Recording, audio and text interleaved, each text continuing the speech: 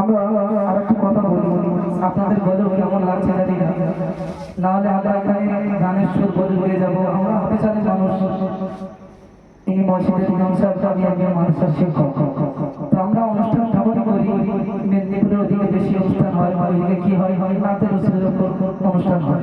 আমরা যেমন অনুষ্ঠান করেছি এখন যে গজলগুলো গাইলাম আপনাদের সম্মুখে, এগুলো গানের সুরের বাইরে আনকনের সুর গাই।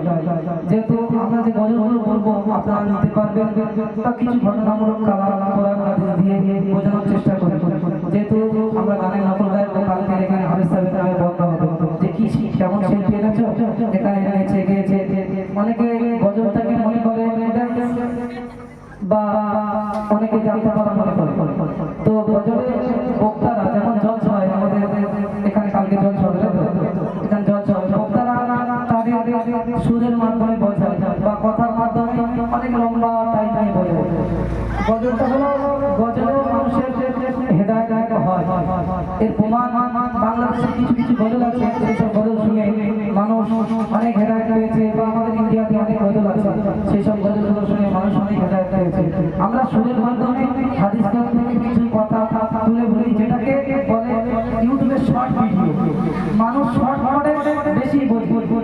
একটা বক্তা বাজারে অনেক কিছু কোরআন ব্যাখ্যা দিয়ে, হাদিস দিয়ে, অনেক কিছু দিয়ে বলে লম্বা চওড়া একটা ঘটনা বলে।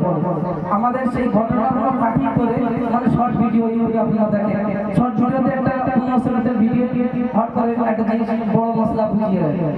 এখন মানুষ ডিজিটাল যুগ, মানুষ অত সময় নেই, অত শোনার সময় নেই, সেই সেরকম উদ্দেশ্য করে গজল আমরা সুরের মাধ্যমে বোঝাই, বক্তারা তাদের মাধ্যমে বোঝায়।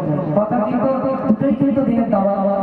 তো আমরা এমন গজল গাইবো, আমার এখানে মসজিদ নাকি মসজিদ আছে, তো এমন গজল গাইবো যাতে বদনাম হবে।